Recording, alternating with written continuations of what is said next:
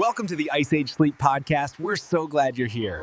Remember to hit that subscribe button. Until next time, have a wonderful podcast. Welcome to the Deep Dive.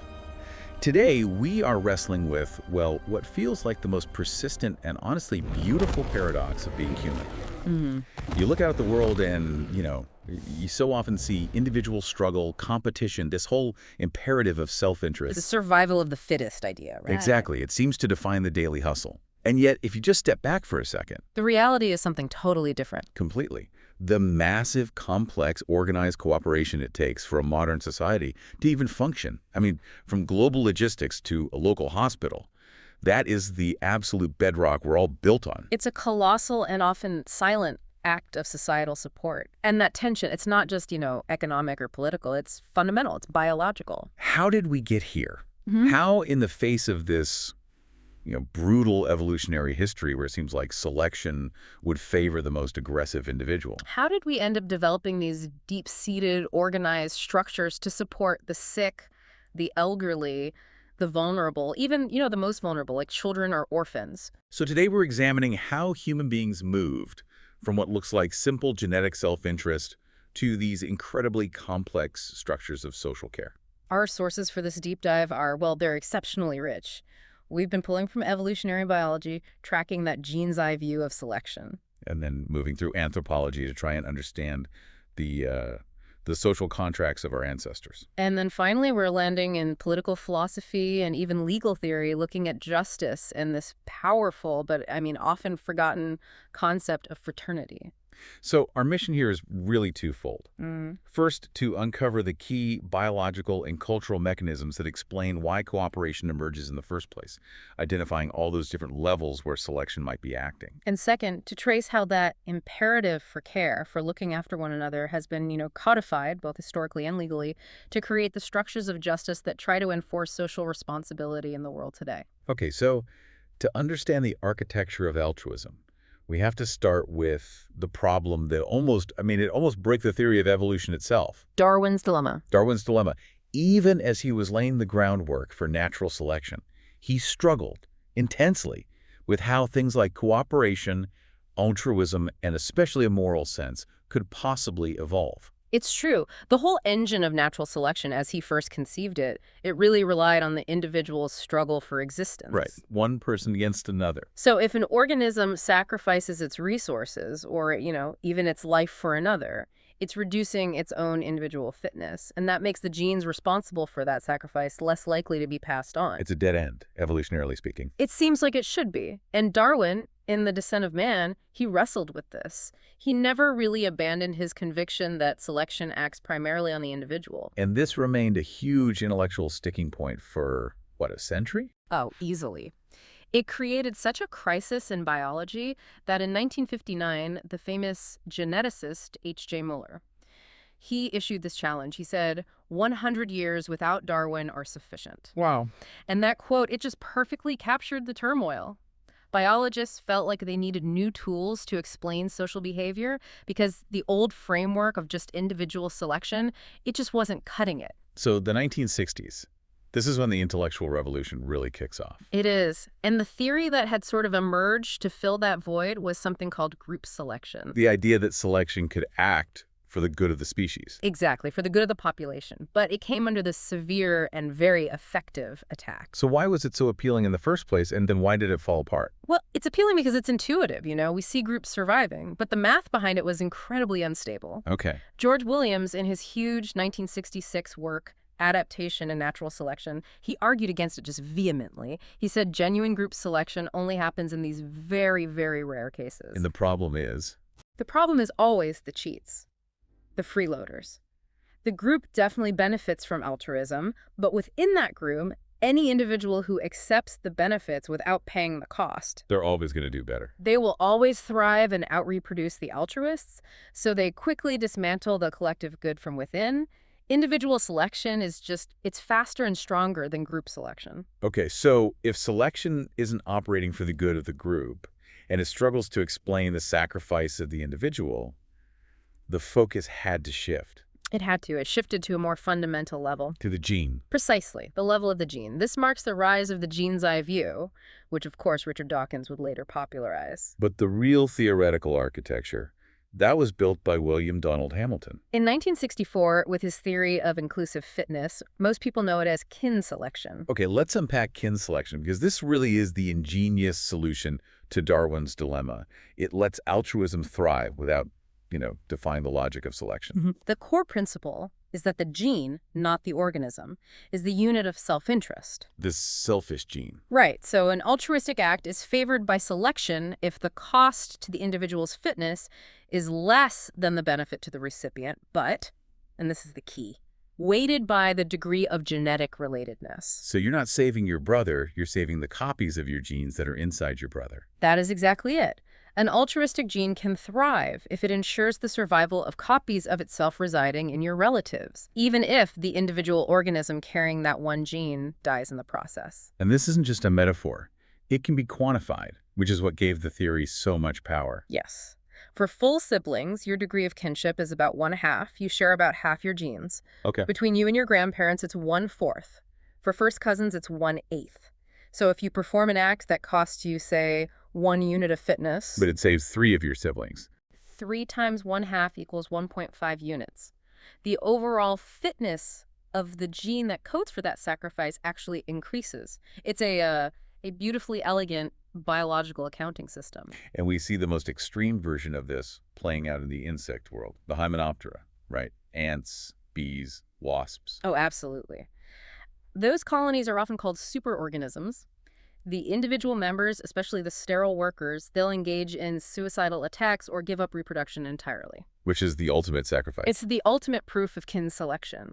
In those species, it's often magnified by a unique genetic structure, but the principle is the same. The individual worker is just a small part of a whole, and its genetic self-interest is best served by making sure the queen reproduces, which maximizes the propagation of their shared genome. That clarifies the gene level. But I think it's important to just pause on the debate itself. The gene's eye view became dominant, for sure, but did it totally erase the possibility of selection at other levels? No, and that's a critical nuance that often gets lost in, the pop science version. Right. While Williams really established the gene as the most powerful level, people like Stephen Jay Gould later conceded that natural selection must act at multiple levels. We call it multi-level selection. So group selection wasn't completely dead. Gould, for one, admired the rigor of Williams's critique, but he maintained that group selection, or selection acting on whole populations, still deserved careful, though, cautious consideration. The complexity of social behavior just demands that we look beyond only one level. Okay. So kin selection explains why we might save our siblings. But it completely fails to explain why we spend vast societal resources caring for a total stranger who's ill, or why we form these massive, stable alliances that stretch across continents. We need another mechanism, something for cooperation that moves beyond our immediate family. And that mechanism is reciprocal altruism, which was introduced by Robert Trivers. Trivers argued that selection favors the development of specific cognitive and, crucially, emotional mechanisms that allow for reciprocity to be created and maintained. And that expands the circle of cooperation way beyond the family. So what are those emotional mechanisms? Why are they so essential for this to work?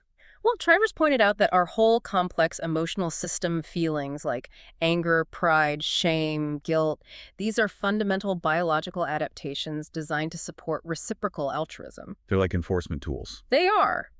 In the long, stable, small group lives of our Pleistocene ancestors, you needed a very robust way to tell a true cooperator from a cheat, a freeloader. So if someone breaks a promise. You feel anger, which motivates you to retaliate or just exclude them. If you get caught cheating, you feel shame or guilt, which pushes you back toward, following the rules. So Trivers is basically arguing that our emotions are the guarantee on the contract. Precisely.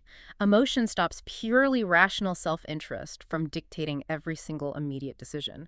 And what's really interesting is that Trivers also saw that humans sometimes act more altruistically towards strangers at first than they do toward friends. Why would that be? To initiate that reciprocal relationship, you're testing the waters, you're putting out a feeler for future cooperation, hoping to create what he called a shadow of the future.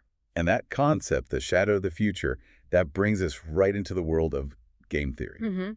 And specifically, the most famous intellectual experiment in all of social science, the prisoner's dilemma. Right.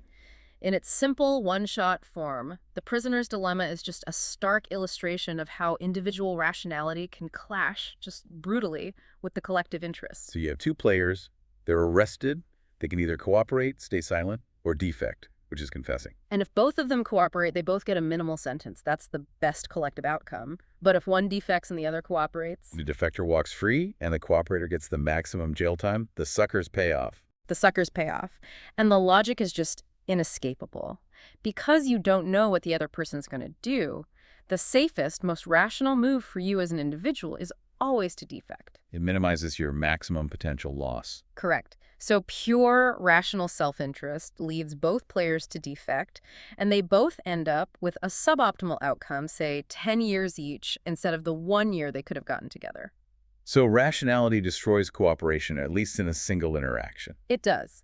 But, as you said, life is rarely a single interaction. We live in the iterated prisoner's dilemma, the IPD. The games are repeated. Over and over, potentially forever. And this repetition creates that crucial shadow of the future. It forces players to think about the long-term consequences of their actions. Suddenly, things like trust, reputation, retaliation, they become powerful forces. And cooperation can emerge, even among purely selfish players. Exactly. And the strategy that famously won the computer tournaments run by Robert Axelrod was called tit for tat. Which was so simple. Remarkably simple. And it was successful because it was a combination of 4 traits. Okay. It was nice. It always cooperated on the first move. Yeah. It was retaliatory. It immediately punished any defection. But it was also forgiving. It went right back to cooperating as soon as the opponent did. And it was clear. It was predictable. You knew exactly what it was going to do. And tit for tat won, not by being ruthless, but by always tying against the best players and maximizing its own long-term benefits without ever being exploited. It proved that stability and reciprocity are the basis for cooperation. And this isn't just a theory. The sources give this wonderful example of this at work in the wild with vampire bats. Yeah, Gerald Wilkinson's work, he studied these bats and found they share blood meals, which is vital because a bat can starve very quickly. But they don't share with just anyone. They do not. They remember precisely who fed them when they were hungry, and they will only reciprocate to those prior cooperators. So if Bat A fed Bat B last week, Bat B is significantly more likely to feed Bat A this week, Regardless of whether they're related. regardless of genetic relatedness. This memory and commitment mechanism, it's the living proof of reciprocal altruism in action. It guarantees the social contract through repeated, tracked interaction. So we've established that our biology pushes us toward kin selection and reciprocal altruism. Now we pivot to the advanced cognitive machinery that takes those basic biological impulses and turns them into these complex, formal systems of morality and social care. And Darwin recognized this too. He saw that while the short-term egoistic drives hunger, lust, immediate survival can be incredibly intense. They're temporary. They're temporary, they pass once they're satisfied. The social instinct, however, is persistent. And it's the persistence of that social instinct that leads to that crucial feeling of regret. Precisely. Darwin argued that the origin of our moral sense is right there, in the conflict between these two forces. If you obey a strong, temporary, egoistic instinct, say stealing food, over a persistent social instinct, like loyalty to your group, You feel terrible afterward. you feel intense regret. And that memory of persistent distress, reinforced over time by habit and developing self-control, is what gradually hardens into what we call the moral sense. We became adapted to prioritize the social instinct because, in the long run, group cohesion is what guarantees survival. But there's another view which suggests morality wasn't the goal at all. It was just an inevitable side effect of something else. Right. The biologist Francisco Ayala, he argues that our moral sense evolved indirectly as a necessary consequence of our immense intellectual capacity. So we didn't evolve to be moral, we evolved to be smart, and morality just came along for the ride. That's the core of his argument, and it's compelling because it shifts the focus from the moral act to the cognitive tools you need to even make a moral judgment. He says that natural selection definitely favored high intelligence. No question there. And if that's true, then a moral sense is an unavoidable byproduct. He outlines 3 cognitive conditions you need for moral behavior, and they all come from that big brain. First, the ability to predict the consequences of your actions. Okay, cause and effect. Second, the ability to make value judgments, to know good outcomes from bad ones. And third, the ability to choose between different actions. Without being able to anticipate the future, morality is just impossible. And the initial evolutionary pressure that drove this explosion in intelligence was bipedalism. Standing up freed the hands. Right, for manipulating things, for building tools, that significantly increased human fitness. But understanding how a tool, like a rock hammer, could be used as a means to an end that required the intellectual leap that also made morality possible. This all sounds very, Kantian. It's a rational, almost cold origin for morality, a simple calculation of consequences. It does. But our sources remind us that pure calculation is a dangerous fantasy. And this is where we have to remember the famous case of Phineas Gage. The railroad worker in the 19th century. The iron rod went straight through his prefrontal cortex. And he survived. He retained all his memory, his technical intelligence, but his personality was just devastated. He couldn't plan. He couldn't socialize properly. He lost the ability to make rational, long-term social decisions. And researchers like Antonio Damasio, studying modern patients with similar frontal lobe injuries, they concluded that this inability to make good social decisions was always linked to a severe loss of emotional processing. So the rational self, this purely calculating agent that some philosophy describes. It's actually a lot like a patient with frontal lobe damage. Damasio showed that emotions and feelings, far from being these irrational obstacles to clear thinking, are the indispensable substrate for rationality. This ties back perfectly to game theory. You need those feelings, loyalty, gratitude, love, to serve as the guarantee of your long-term commitment. Without commitment, cooperation just unravels. Our full emotional and cognitive apparatus working together is what makes us moral beings capable of enforcing these complex social contracts. Okay, so let's pivot sharply away from neurobiology and explore a really radical counter-theory to all of this. The Chilean biologist Humberto Maturana, he offered a view that is distinctly anti-sociobiology. He did. He fundamentally asserts that competition does not found the social. It does not constitute the truly human way of life. So for Maturana, this whole struggle we feel between our individual and our social interests Is entirely of cultural origin. It is not a biological necessity. He just rejects the whole premise that humans are inherently competitive, egoistic agents who only grudgingly learn how to cooperate. So if competition isn't the origin of human social life, what is? Maturana argues that the proper human way of life began when conversing, and for him that means languaging intertwined with emotion, was conserved within hominid life. Okay. And the founding emotion for human social life, he says, is love. That's a massive leap. And he defines love in a very specific way. A very specific way. Not as a fleeting romantic feeling, but as the emotion that permits continuous proximity and acceptance of the other as a legitimate equal. Without that basic acceptance, social life as we know it simply cannot begin. So if love is the foundation, what kind of cultural structure grows out of that? It leads to what Maturana calls a matristica culture. And it's so important to note he separates this from matriarchy. Right, matriarchy is just female dominance. This is different. This is different. Matristica describes a non-hierarchical culture where men and women cooperate. It's centered on participation, inclusion, collaboration, respect, trust. In this system, aggression and competition are just. They're not the defining aspects of their social life. So if that's the matristica culture, founded on acceptance and equality, what happens when hierarchy and control take over? Then you get patriarchal culture. And this is founded on authority, obedience, and control. And here is where Maturana makes his most challenging point. Which is? Obedience is not cooperation. Oh. He says when someone obeys, they mutually deny legitimacy. The one who obeys resents the command and denies their own will to avoid punishment, and the one who commands denies the legitimacy of the subordinate's independent will. So power is just the outcome of sustained obedience, and that justifies aggression. Exactly. In the patriarchal model, power justifies aggression and the appropriation of the other's way of life. Their ideas, their time, their sex, their possessions. If a culture is defined by fighting, rivalry, and hierarchical control, Maturana says it's patriarchal. So this whole framework insists that the violence and conflict we see throughout history are cultural choices. They are systems we can serve through our language and emotions, which are constantly undermining our underlying biologically supported capacity for cooperation. Maturana offers a framework for analyzing our cultural choices. But let's test this against human history. We need to look at how cooperation actually manifests or fails in the real world, especially when it comes to the most vulnerable. I mean, thinking about children who lose their parents, for instance. Right. And for that, anthropologists look to contemporary hunter-gatherer societies as these crucial proxies. Now, they're not frozen relic of the Paleolithic, Of course not. but the environmental selective pressures they face are likely much closer to what our ancestors experienced before the agricultural revolution. So what does that environment tell us about the need for these social systems of care?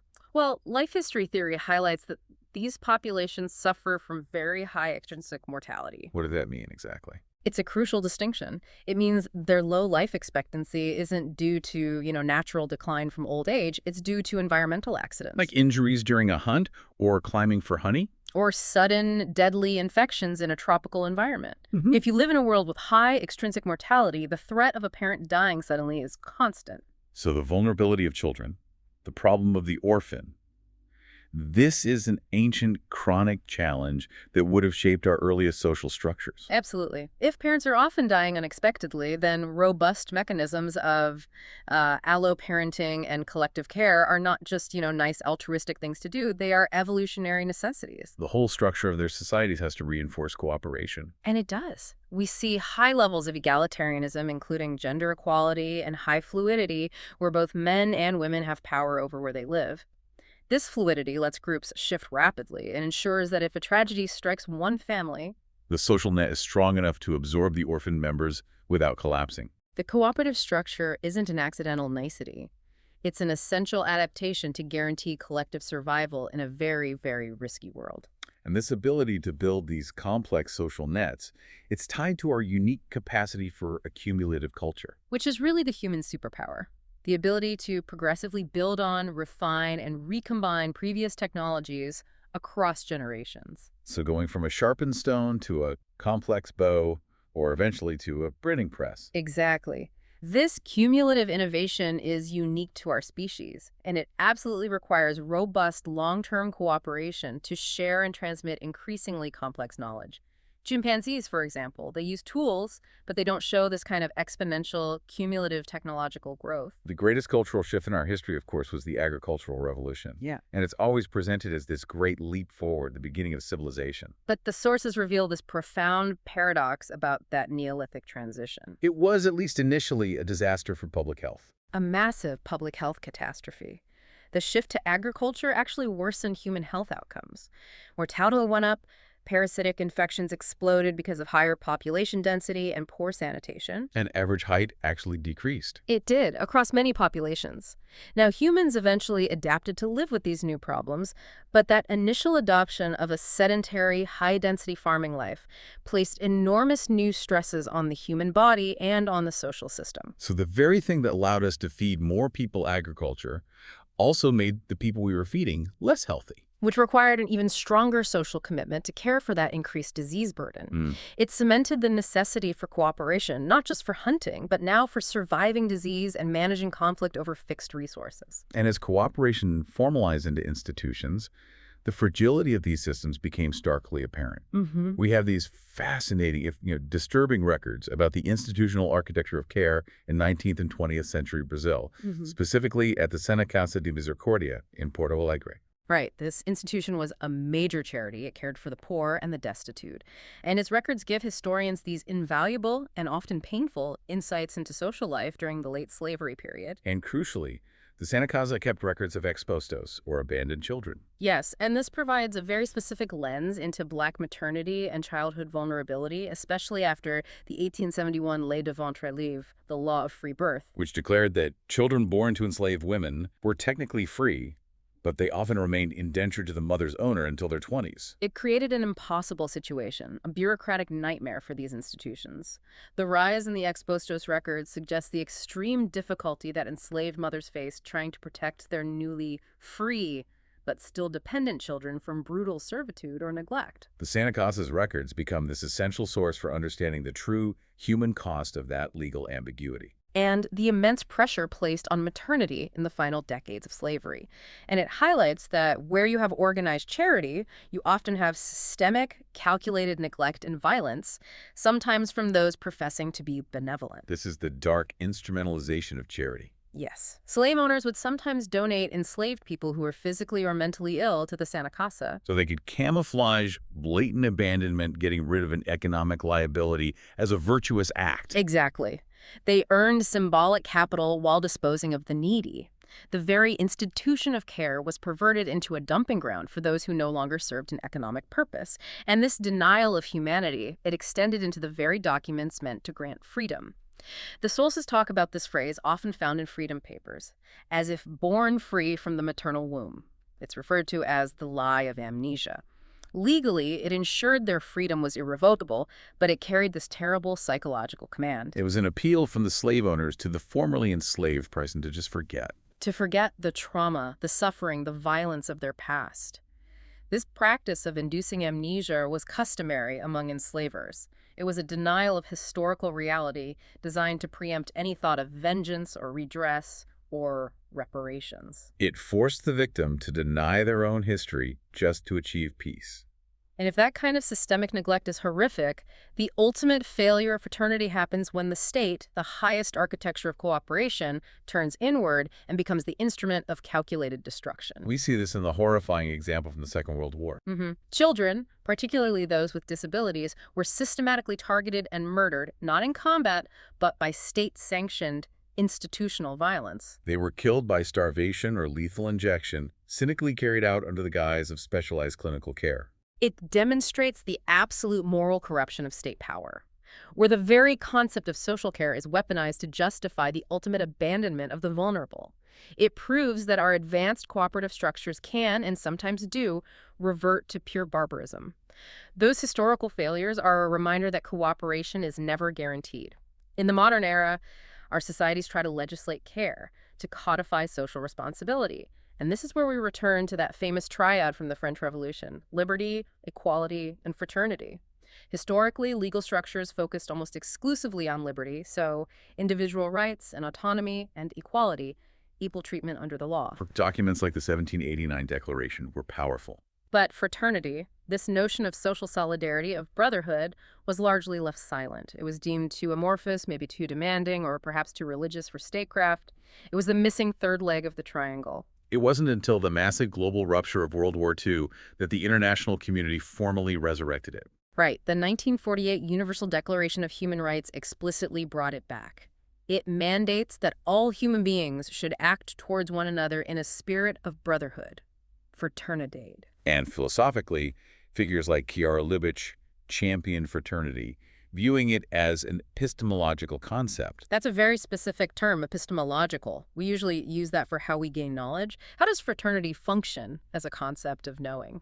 It dictates how we see the other person. Yeah. Fraternity is the unique quality that constructs social parity because it forces us to recognize the other person as legitimate and equal before we even try to define their liberty or their equality. So it's the essential bridge. You have to first recognize the shared humanity of the other, That's fraternity. to then ensure they're treated justly, equality, and allowed to flourish liberty. It changes the whole starting point of our social calculus, from individual interest to mutual recognition. And to secure that foundational fraternity, we need a robust definition of justice. And for that, we can look back to Aristotle, who saw justice as the highest of all virtues. Aristotle saw it as the fullest virtue because it's a virtue directed entirely towards the other person. It requires all your other virtues to be summoned to serve it. And his core definition is about distribution and correction. Right. Treating equals equally and unequals unequally in proportion to their inequality. So for Aristotle, justice is about finding that perfect proportional balance in social life. In modern political philosophy, the focus shifts a little bit from individual virtue to structural recognition. And this brings us to Axel Honneth, who anchors his theory of justice in the concept of mutual recognition. Okay. He argues that a just society has to recognize individuals in three essential spheres. First, unconditional dedication, love, or care, which meets basic needs regardless of what you contribute. The safety net. Then shared rights, which is legal recognition, ensuring equal status and autonomy. And third, social esteem, which is about recognizing someone's unique value, their achievement, their contribution to the community. And when any of those spheres of recognition fail, injustice is the result. Exactly. And this complexity highlights just how difficult it is to establish a single principle for justice, especially when you contrast the principle of need versus the principle of merit. That conflict is so central to our society today. It is. The principle of need demands resources be distributed to meet fundamental requirements like universal health care, regardless of reciprocity. The principle of merit, on the other hand, requires reciprocity. It links reward directly to contribution or effort. And if you propose either one as the sole foundation for social justice, they both fail. They do. A purely meritocratic system ignores those who are unable to contribute, and a purely need-based system can fail to incentivize necessary productivity. True social justice requires this careful, evolving balance between them, all mediated by that spirit of fraternity. And in certain legal contexts, this concept of fraternity is actually being translated into actionable legal principles. For example, the 1988 Brazilian Constitution explicitly establishes a fraternal society as a supreme value. And that constitutional grounding is really powerful. It gives the judiciary a clear mandate. And it facilitates the emergence of these specific legal concepts in high courts, like fraternal debt and compensatory policy. Okay, so what do those mean? What is a compensatory policy in practice? Well, it's used to justify granting a legal superiority in one area to compensate for a pre-existing social or economic inferiority in another. Okay, like in labor law. Labor law is a perfect example.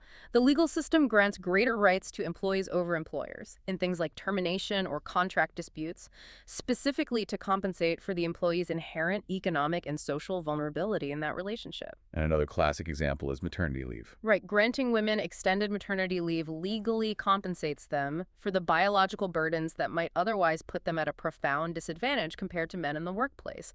It's using the law to foster that balance required by a fraternal society. This sounds like a very active interventionist approach to law. Fraternity isn't just an ideal, it's an operational tool. It absolutely is, but translating this humanitarian ideal into regulatory language creates these inevitable tensions. Especially when you run up against issues of state sovereignty and public order. Right, and this tension is perfectly illustrated by the challenge of irregular migration. So the French Constitutional Council struggled with this. They did. They faced a ruling about state aid to irregular immigrants. And on one hand, the principle of fraternity demands humanitarian aid for all persons within the state's borders, regardless of their legal status. But on the other hand, the state has a constitutional duty to safeguard public order, which includes controlling its own borders. So the court had to perform a balanced reconciliation. What did they decide? The ruling ultimately confirmed that assistance motivated by pure humanitarian objectives by fraternity is legal and necessary. But the mechanisms of that assistance still have to be balanced against the state's legitimate need to control its border integrity. So it just illustrates the fundamental fragility of legal fraternity. It does. Unlike liberty and equality, which have centuries of refined jurisprudence behind them, fraternity still struggles to find stable, unambiguous recognition in law. It needs this constant judicial control and definition to make sure it doesn't dismantle other necessary state functions. It's an ideal that has to constantly fight to be made real. This has been such a comprehensive journey. Yeah. We began with the microscopic selfishness of the gene and its cold calculation for survival. Mm-hmm. We moved through the rationality of tit for tat, and we concluded with the vast, messy cultural and legal construction of moral systems built on recognition and commitment. I think the central takeaway is that cooperation, while it has its roots in genetic self-interest and kin bonds, is ultimately secured by our uniquely human cognitive and emotional architecture. Our emotions, as Damasio showed, are the essential guarantee of our long-term commitments. And Maturana insisted that true social life is founded not on competition, but on love, on that acceptance of the other as a legitimate equal. And yet, we can't ignore the historical failures we discussed. The instrumentalization of care, the neglect of children under slavery, the state-sanctioned murder during wartime. Right. If we are biologically and culturally wired to prefer proximity and cooperation, why do we constantly revert to systemic violence and indifference? Well, this brings us back to that enduring cultural struggle. The philosopher Hannah Arendt, she suggested we have to avoid becoming true inhabitants of the desert, where we start to feel comfortable or even at home in conditions of cruelty and indifference. So the struggle itself is the point. The constant, difficult, and often frustrating struggle for justice and fraternity is the very thing that proves our humanity. The pain we feel when we witness injustice shows us that we belong somewhere else. So we want to leave you with this final provocative thought, synthesizing the biological and the cultural imperatives we've discussed today. If the evolution of our high intelligence made a moral sense possible, if it was a fortunate byproduct selected for tools and survival, is the primary function of culture now simply to ensure that we maintain the powerful emotional commitment to that moral sense. To prevent the purely rational self-interest or the competitive spirit from dismantling the complex cooperative structures we desperately need to survive. The architecture of altruism might be biologically sound. But the maintenance of fraternity is an active cultural and emotional choice you have to make every single day. Thank you for joining us on this deep dive into the complex nature of human connection and social responsibility.